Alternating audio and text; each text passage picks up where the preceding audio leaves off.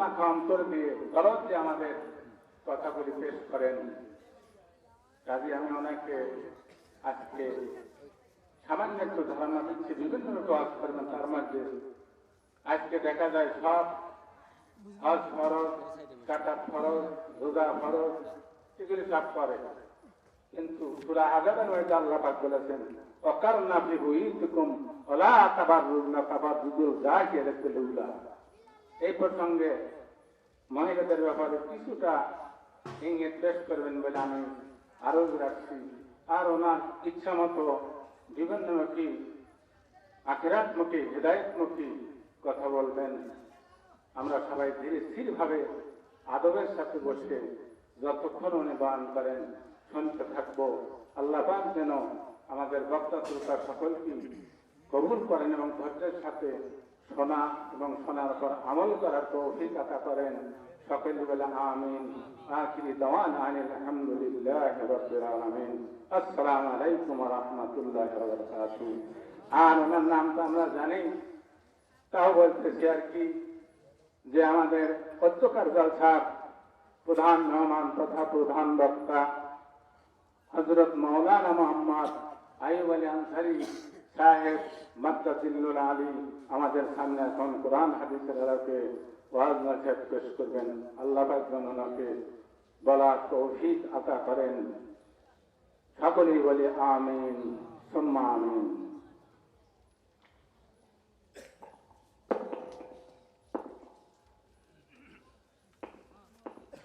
আসসালামু আলাইকুম ওয়া রাহমাতুল্লাহ। আলহামদুলিল্লাহ আলহামদুলিল্লাহি ওয়া কাফা ওয়া সালামুন আলা ইবাদিহিল্লাযীনা ইসতাফা। ওয়া নাশহাদু আল্লা ইলাহা ইল্লাল্লাহু ওয়াহদাহু লা শারীকা লাহু ওয়া নাশহাদু আন্না সাইয়্যিদানা ওয়া সানাদানা ওয়া হাবিবানা ওয়া মাওলানা মুহাম্মাদান আবদুহু ওয়া রাসূলুহু الذي أرسله بالحق بشيرا ونذيرا وداعيا إلى الله بإذنه وسراجا وقمرا منيرا. فقد قال الله تعالى في كلامه المجيد الفرقان الحميد. সকলে জবান খুলে পড়ি আউযু বিল্লাহি মিনাশ শাইতানির রাজীম। বিসমিল্লাহির রাহমানির রাহিম। আম হাসিবাতা আন্না আসহাবাল কাহফি ওয়ার রাকীম কানু মিন আয়াতিনা আযাবা। সাদাকাল্লাহুল মাওলানাল আযীম ওয়া সাদাকা রাসূলুহুন নাবিয়্যুল কারীম ওয়া নাহনু আলা যালিকা মিনাশ শাহিদিন আশ-শাকিরিন। سبحان ربك رب العزة عما يصفون وسلام على المرسلين والحمد لله رب العالمين.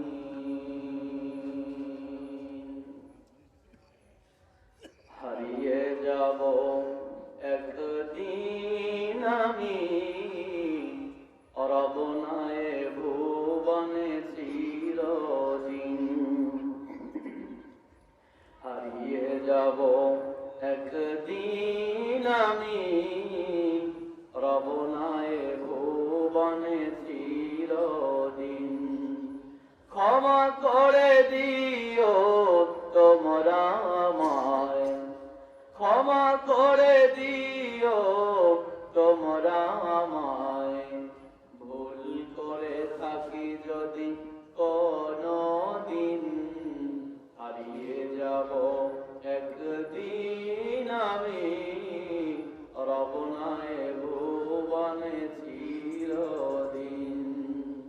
বাস বাগানে বা গোরস্থানে তোমরা দিবে মোরে কবর, তোমরা আমায় যাবে ভুলে, রাখবে না কেউ কোনো খবর।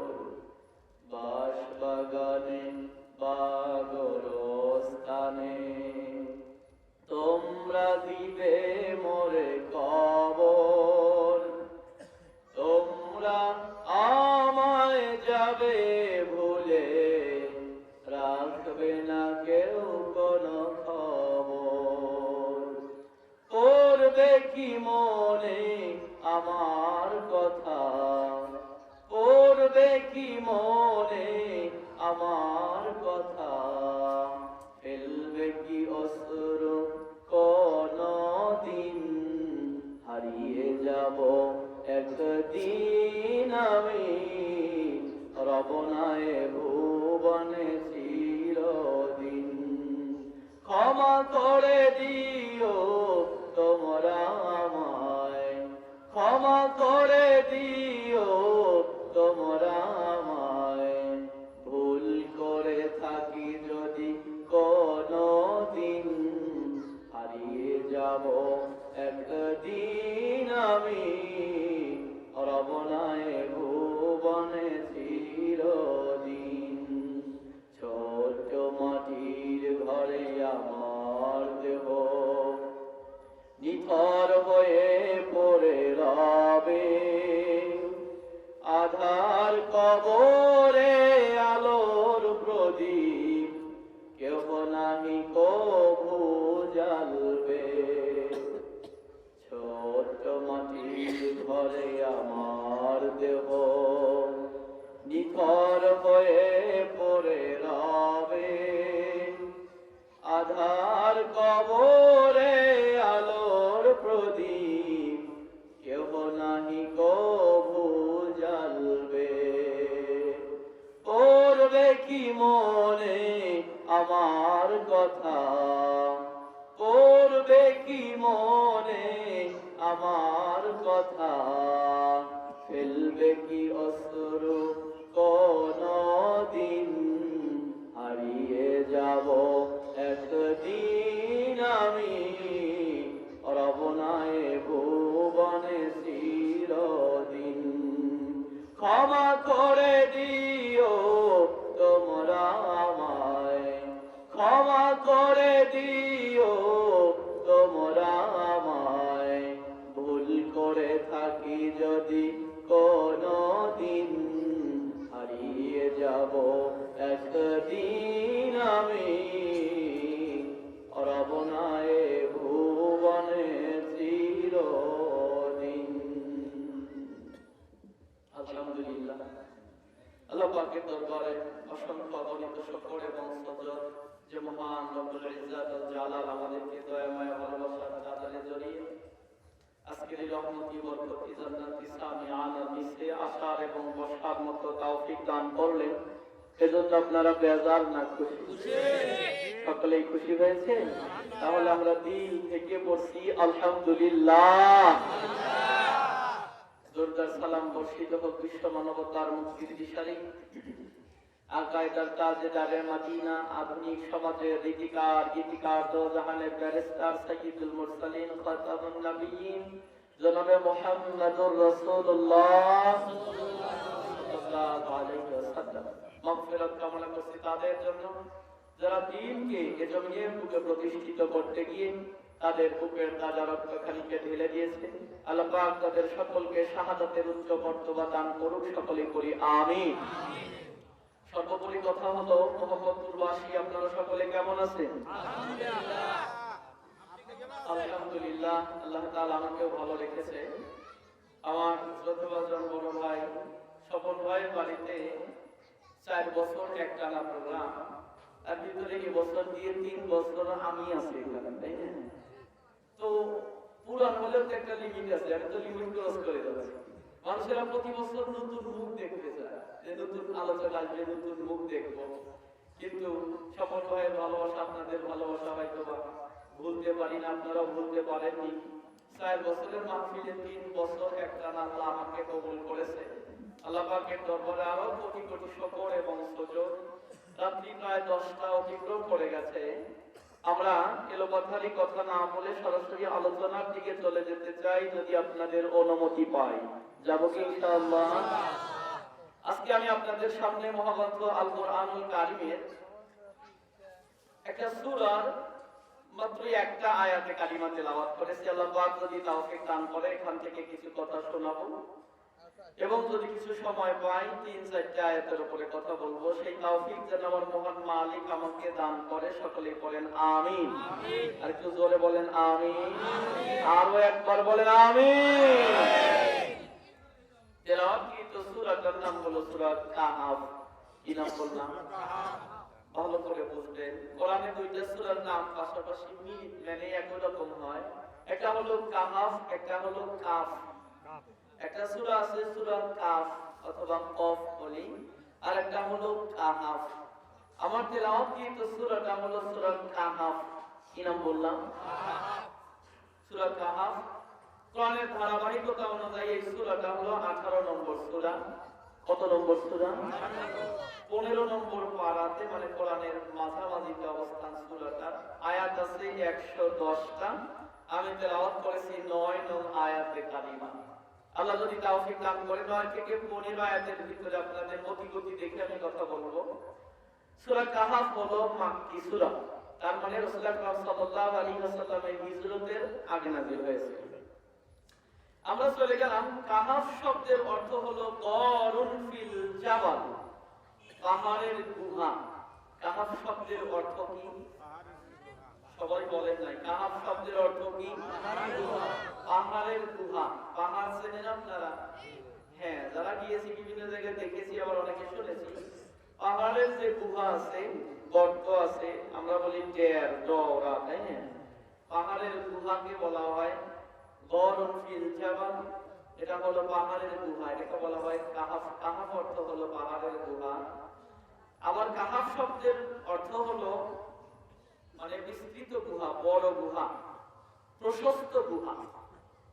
আজ থেকে প্রায় 6000 বছর পূর্বে বর্তমান জর্ডানের রাজধানী আম্মান শহর থেকে আনুমানিক 60 কিলোমিটার দক্ষিণ পূর্বে ইবনে আব্বাস রাদিয়াল্লাহু তাআলা আনহুর বর্ণনা অনুযায়ী মানজালুস নামক পাহাড়ের হাইজুম নামক গুহায় এক হৃদয় বিদারক ঘটনা ঘটেছিল।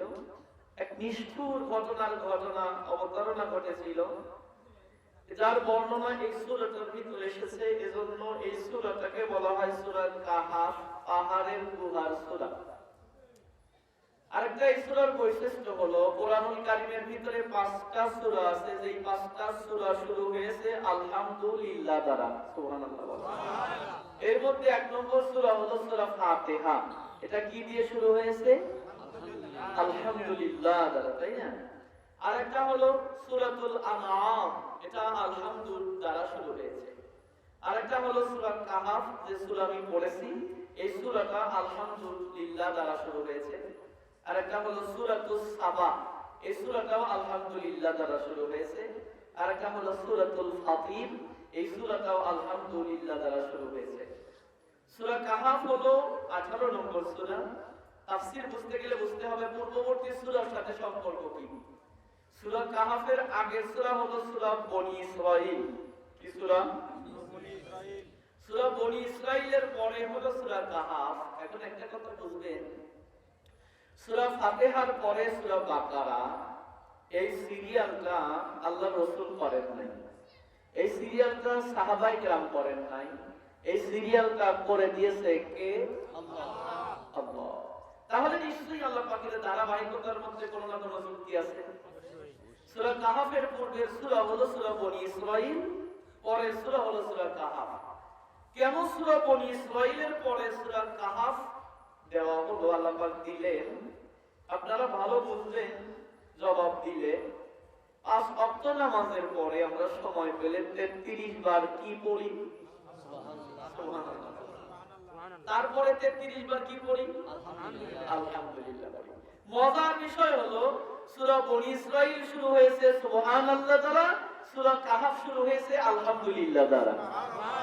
এজন্য আল্লাহ আগে সূরা বনী ইসরাঈল দিয়েছে। বনী ইসরাঈল কি দ্বারা শুরু হয়েছে? সুবহানাল্লাহ। পরের সূরা হলো সূরা কাহাফ, কি দ্বারা শুরু হয়েছে? আলহামদুলিল্লাহ দ্বারা। কাফিররা রাসূল আকরাম সাল্লাল্লাহু আলাইহি ওয়াসাল্লামের কাছে 3টা প্রশ্ন করেছিল। কয়টা? 3টা প্রশ্নের প্রথম প্রশ্নের জবাব দিয়েছে আল্লাহ পাক সূরা বনী ইসরাঈলে, আর পরবর্তী 2টা প্রশ্নের জবাব দিয়েছে সূরা কাহাফে। এজন্য ধারাবাহিকতা বজায় রেখে প্রথম সূরা বনী ইসরাঈল আল্লাহ দিয়েছে, পরে সূরা কাহাফ দিয়েছে। বলেন সুবহানাল্লাহ। সূরা বনী ইসরাঈল শুরু হয়েছে তাসবিহ দ্বারা, সুবহানাল্লাহ। সূরা কাহাফ শুরু হয়েছে তাহমিদ আলহামদুলিল্লাহ দ্বারা। আমরা শুনবো শানে নুজুল, কেন সূরাটা নাযিল হয়েছিল। কোরআন বন্ধ করার জন্য মক্কার কাফেররা বুদ্ধি নেওয়ার জন্য 2 জন কাফেরকে মদিনার ইহুদিদের কাছে পাঠালো। মনোযোগ আছে আমার প্রতি? কেন মদিনার ইহুদিদের কাছে পাঠালো? মক্কাতে ওই সময় ইহুদি সম্প্রদায় ছিল না। মক্কার মানুষেরা তাওরাত, জাবুর, ইনজিলে অতটা দক্ষ ছিল না। ইহুদিরা তো এমন এক জাতি যারা তাম পৃথিবী পরিচালনা করে, পৃথিবীর বিভিন্ন রাষ্ট্রগুলো পরিচালনা করে। ওই রাষ্ট্রের মানুষেরাও বুঝতে পারে না যে আমাদের গোরে ইহুদিরা নাইতেছে। বুঝতে গেলেও 5 বছর সময় লাগে। 5 বছর পরে বুঝতে পারে এটা ইহুদিদের চক্রান্ত। পৃথিবীতে সবচাইতে নিকৃষ্ট জাতি হলো ইহুদি জাতি। মক্কার কাফিরেরা নজর ইবনে হারেস, উতবা ইবনে আবি মুআইদকে পাঠালো হলো মদিনাতে ইয়াসরিবে ইহুদিদের কাছ থেকে বুদ্ধি নেওয়ার জন্য। তারা গেল ইহুদিদের কাছে, গিয়ে বললো যে আমাদেরকে বাঁচাও। ইহুদিরা বললো কেন, কি হয়েছে? বলে আমাদের ঘরের ছেলে মুহাম্মদ আবার নিজেকে নবী বলে দাবি করে। এটা কি বিশ্বাস করা যায়, মেনে নেওয়া যায়? আচ্ছা, তা সে নবী বলে দাবি করলো তো করলোই, আমাদের ছেলেরা যারা আমাদের ঘরে খায়, আমাদের সম্পদ বহন করে, আমাদের ছেলেরা খায় আমাদের ঘরে, আর দল করে মুহাম্মদের। সুবহানাল্লাহ। বিপাকে পড়ে গেছি আমরা। মুহাম্মদ যদি এইভাবে চলতে থাকে তাহলে আমাদের নেতৃত্ব, কর্তৃত্ব কোনো কিছুই থাকবে না। অতএব তোমরা বুদ্ধি দাও কিভাবে মুহাম্মদকে ঠেকানো যায়। ইহুদিরা বলল যে দেখো, মুহাম্মদ যদি সত্য নবী হয়, আমরা এই মদিনার কয়েকজন ইহুদি কেন, তোমরা যদি তাম পৃথিবীর সব ইহুদিদেরকে একত্র করে তাবিজ বানায়া গলায় ঝুলাইয়াও রাখো, তাও মুহাম্মদের এই দাওয়াত থেকে তোমরা তাকে বঞ্চিত করতে পারবে না। কি করা যায়? বলে যে সে নবী কিনা তাই তো আমরা বুঝি না। বলে এইটা হলো কথা। মুহাম্মদ নবী কিনা এটা বোঝার জন্য তোমাদেরকে 3টা ট্যাবলেট দেই। কয়টা? এই 3টা প্রশ্ন যায় করো, আগে ট্যাবলেট প্রয়োগ করো। যদি দেখো যে ফলাফল আমরা যা বলছি এরকম আসে, তাইলে দেরি করো না, কালেমা পড়ে মুসলমান হয়ে যায়। আর যদি দেখো যে জবাব দিতে পারে না, তাহলে তোমরা মুহাম্মদকে দেশ থেকে তাড়াইয়া দিও, যেন ওই নবুয়ত আর না থাকে।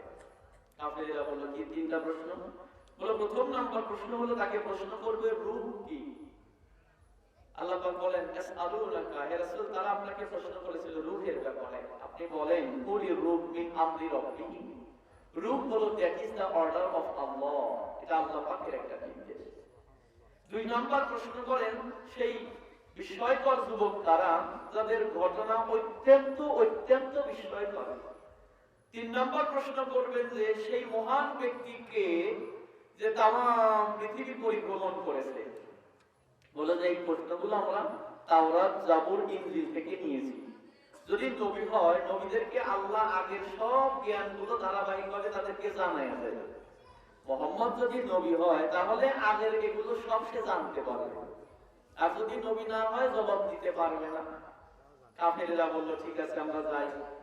মক্কাতে এসে রাসূল সাল্লাল্লাহু আলাইহি ওয়াসাল্লামকে বলল যে শোনেন, আমরা 3টা প্রশ্ন করব, যদি জবাব দিতে পারেন কালেমা পড়ে মুসলমান হয়ে যাব। সুবহানাল্লাহ বলছেন না?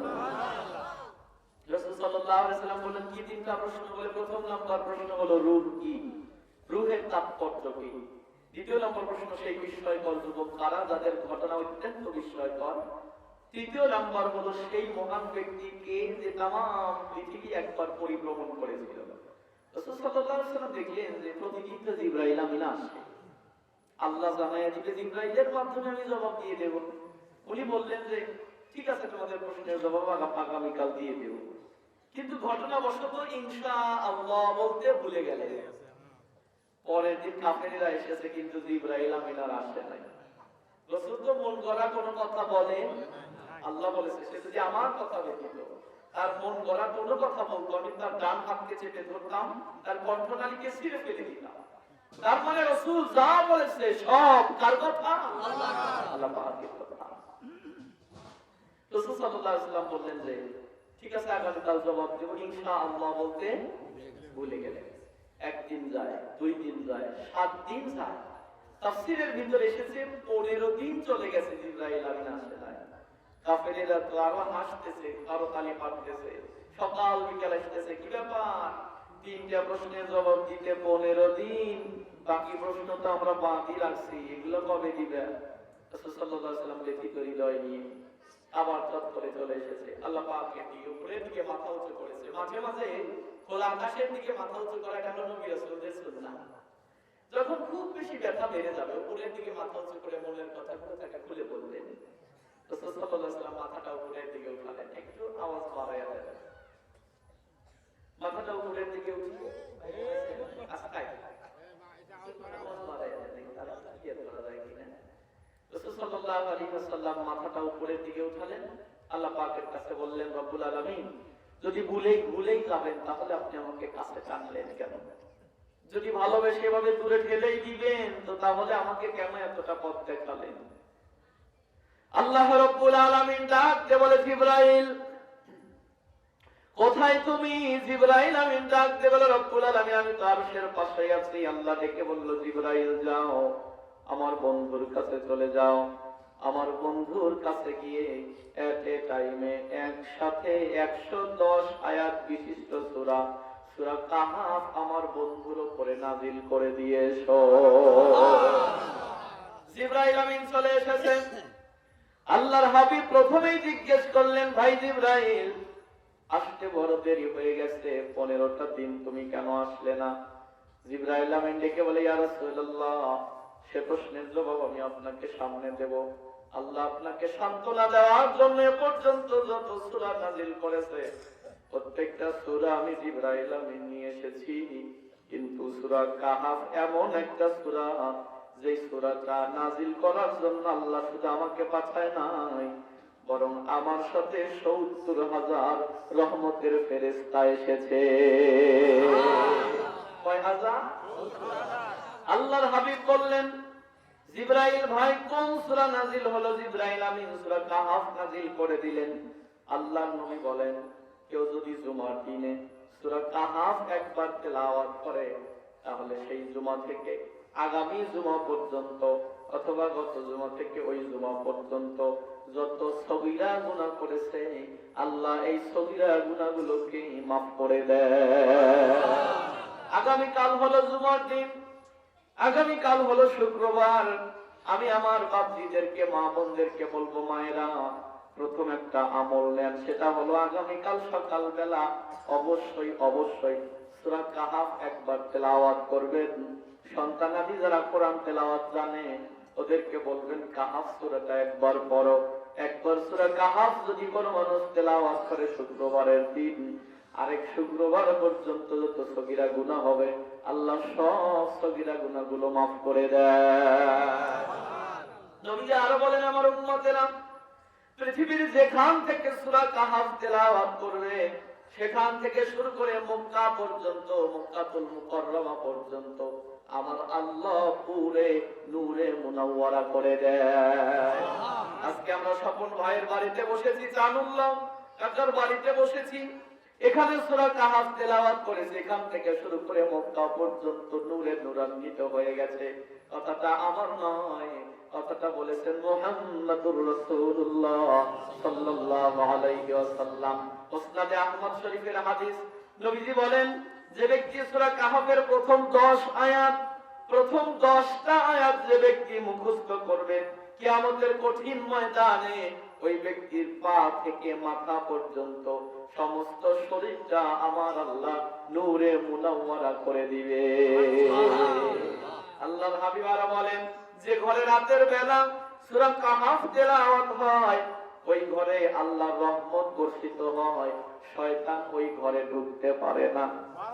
নবীর একজন সাহাবী উসাইদ ইবনে হুযাইন রাত্রি বেলা সূরা কাহাফ তেলাওয়াত করতেছে, যখন বাহিরে বাধা ছিল, ঘোড়া অথবা গাধা লাফালাফি করতে লাগলো, তখন সাহাবী তেলাওয়াত বন্ধ করে দিলেন। আবার বাহিরে সেটাকে ঘোড়া থেমে গেছে, সাহাবী আবার তেলাওয়াত করে, ঘোড়া আবার লাফালাফি শুরু করে দেয়, সাহাবী আবার বন্ধ করে দিলেন।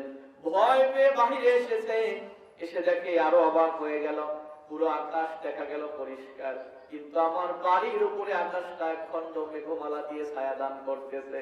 সাহাবী ভয় পেয়ে গেল, আর তেলাওয়াত করলেন না। সকালবেলা আল্লাহর হাবিবকে বললেন, ইয়া রাসূলুল্লাহ, ইয়া হাবিবাল্লাহ, রাত্রিবেলা আমি সূরা কাহাফ তেলাওয়াত করতেছিলাম, যখন আমার বাড়ির উপরে একখণ্ড মেঘমালা এসে ছায়া দান করতেছিল, তখন নবীজি আমি ভয় পেয়ে গেছি।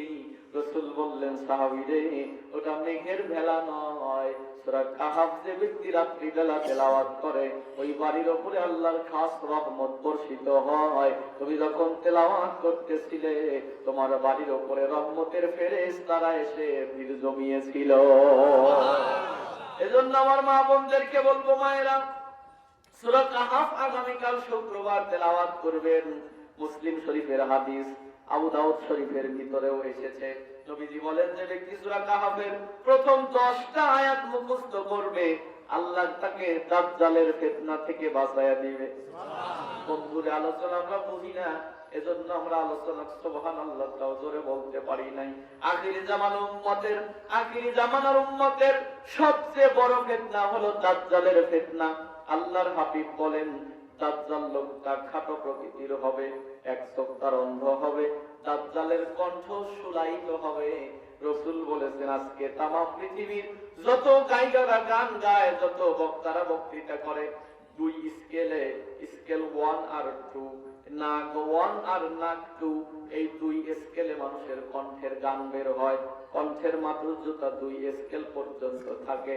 কিন্তু রাসূল বলেন, দাজ্জালের কণ্ঠ এত সুন্দর হবে, দাজ্জাল যখন গান গাইবে, শুলায়িত কণ্ঠ 6 স্কেল পর্যন্ত উঠবে, মানে 6 স্কেলে তার কণ্ঠের এত মাধুর্যতা থাকবে। দাজ্জালের কণ্ঠ শুনে দুর্বল ঈমানদার যারা ঈমান হারা হয়ে যাবে, তারা হ্যামিলিয়নের বাঁশিওয়ালার পিছনে যেরকম মানুষেরা ভিড় জমিয়েছিল, দাজ্জালের পিছনে পিছনে মানুষেরা ভিড় জমিয়ে ফেলবে। রাসূল বলেন, উম্মত, যদি শুনতে পাও দাজ্জাল পৃথিবীতে এসেছে, দাজ্জালের সাথে দেখা করার অপেক্ষা যেন করিও না, বরং তার আগে দোয়া করিও, আল্লাহ শাহাদাতের মৃত্যু দিয়ে দুনিয়া থেকে আমাকে উঠিয়ে নাও, কেন দাজ্জালের সামনে যে পড়ে যাবে, ঈমান অধিকাংশ হারিয়ে ফেলবে। দুর্বল ঈমানদার যারা হবে, দাজ্জাল ডান হাতের ভিতরে জান্নাত দেখাবে, বাম হাতের ভিতরে জাহান্নাম দেখাবে। দুর্বল ঈমানদার মানুষদেরকে এরকম করে জান্নাতে ঢুকিয়ে দেবে। যারা ঈমানদার, শক্ত ঈমান প্রকাশ করবে, কল্লা নামিয়ে জাহান্নামে দিবে। এটা দেখে মানুষের ঈমান নষ্ট হয়ে যাবে। আল্লাহর হাবিব বলেন, কিন্তু উম্মতেরা, কোন ব্যক্তি যদি শুক্রবারের দিন এই সূরা কাহাফ তেলাওয়াত করে, সূরা কাহাফ যদি জুমার দিনে তেলাওয়াত করে, আল্লাহ তাকে দাজ্জালের ফিতনা থেকে বাঁচায়া দিবে। আমরা কি চাই না ঈমান নিয়ে কবরে যেতে? চাই কি না? তাহলে অবশ্যই সূরা কাহাফ আগামীকাল তেলাওয়াত করবেন। আমি আবার মোহাম্মদপুরে আসবো, আগামীতে চলতি মাসে একটা মাহফিল নেওয়া আছে, আবার ডিসেম্বরেও মসজিদের মাহফিলের ডেট দিয়েছি। যদি মনে থাকে আমি অবশ্যই জিজ্ঞেস করব, শুক্রবারে কাহাফ কারা তেলাওয়াত করেন। যদি আপনি তেলাওয়াত না জানেন, আপনার সন্তান জানলে তাকে বলবেন, বেটা তুমি একটু পড়ো, আমি শুনি। আল্লাহর হাবিবের একজন সাহাবী উম্মে হিশাম, তিনি বলেন, প্রত্যেকটা জুমার দিনে আল্লাহর নবী সূরা কাহাফ তেলাওয়াত করতেন, আর আমি পাশে বসে বসে তেলাওয়াত শুনতাম। শুনতে শুনতে আমার কান এমন মুখস্থ হয়ে গেল, কয়েক মাস যেতে না যেতেই সূরা কাহাফ আমার মুখস্থ হয়ে গেছে।